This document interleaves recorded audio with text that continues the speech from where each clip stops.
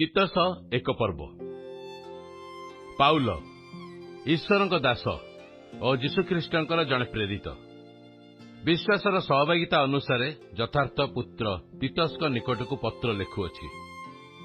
ईश्वर मनोनीत लोक माने अनंत जीवनर भरोसा प्राप्त होई जेपरि विश्वास भक्ति संगत सत्य ज्ञान वृद्धि पाती एथि निमंते मु प्रेरित होइअछि। से अनंत जीवन सत्यवादी ईश्वर अनादिकाल पूर्वे प्रतिज्ञा करी यथा समय आपणा वाक्य प्रचार द्वारा प्रकाश कले। सेई वाक्य प्रचार करिवार भार आंभमानकर त्राणकर्ता ईश्वर आज्ञानुसार मोठारे समर्पित होइअछि। पिता ईश्वर और आंभमानक त्राणकर्ता ख्रीष्ट जीशुंक ठारू अनुग्रह और शांति तुम्भ प्रति हेउ। असंपूर्ण कार्य सबु संपूर्ण करने पुणी मोहर आदेश अनुसार प्रत्येक नगर रे प्राचीन मानकु नियुक्त करने मु कृति रे तुम्भ मानकु छाड़ी आसिले। जो व्यक्ति निर्दोष और एक स्त्री स्वामी जहांक संतान माने विश्वासी अटंती और कदाचरण विश्वास रे अपवादित किंबा अबाध्य नुहंती तांकु नियुक्त कर। कारण अध्यक्षक ईश्वरंकर व्यवर्ता स्वरूपे निर्दोष हेबा आवश्यक।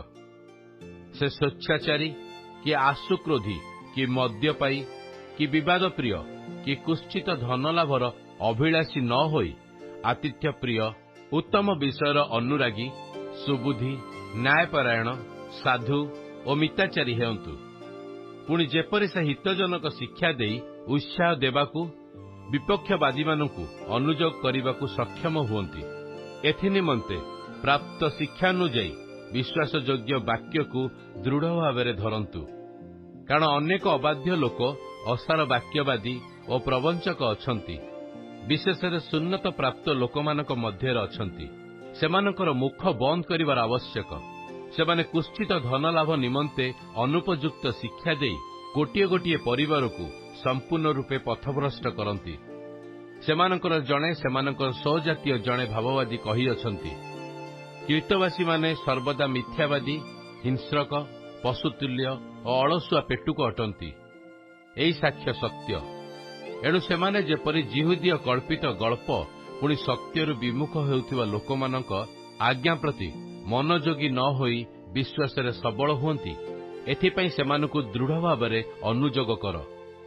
सूची लोकमानक निमंते समस्ते ही सूची किंतु कलुषित और अविश्वासी मानक निमंते कौनसी विषय सूची नुहे बरं सेमानक मन और विवेक उभय ही कलुषित। सेमाने ईश्वर को जानती बोली स्वीकार करती किंतु सेमानक कर्म द्वारा ताहांकु अस्वीकार करती। सेमाने घृण्य और अबाध्य पुणी समस्त सत्कर्मर अयोग्य।